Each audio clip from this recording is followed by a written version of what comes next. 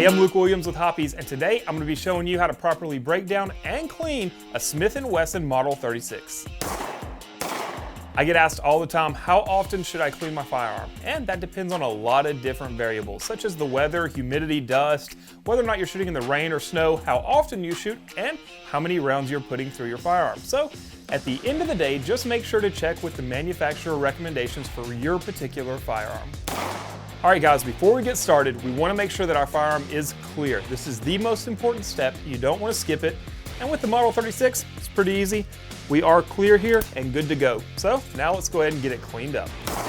So to begin breaking down the Model 36, we're going to take off the grips by removing the screw and then pulling both sides off. Before we go any further, let's go ahead and start cleaning the chambers. To begin with, we're going to dip a brush in some Hoppies No. 9 gun bore cleaner. We will put this through each chamber at least once, getting any buildup loosened up. A piece of simple advice here, count out loud as you do each chamber. Otherwise, you might just be cleaning in circles all day long. Now we're going to use a jag and a patch soaked in Hoppies No. 9 gun bore cleaner and run it through each chamber. Next, we're going to run a dry patch through. We will repeat this process until we get a clean patch through each chamber. Once it's clean, we're going to put some Hoppies lubricating oil on a patch and run it through each chamber as well. Now we'll repeat the same steps that we did on our chambers to the gun barrel. Next, we're going to remove the side plate. You need to keep the 3 screws in order because they go back in the same holes they came from. While we aren't going to take apart the internals of this gun, we are going to open this up and add some lubricant to any moving parts.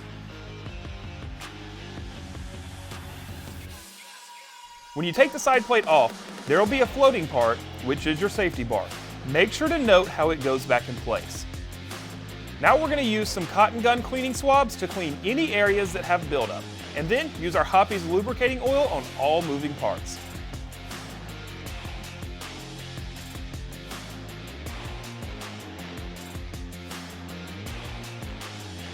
Once completed, we're going to reassemble the side plate. For today, we're not taking the cylinder off. However, if you do want to remove it, you can do so while you have the side plate off. Once it's back together, we're going to put some Hoppies lubricating gun oil on some patches and start wiping the Model 36 down. For tough to get to areas, either use some cotton swabs or a pick to help get it cleaned up. Next, we're going to drop some lubricating oil in any high friction areas or parts that move. Now we're going to reassemble the grip and clean up our work area.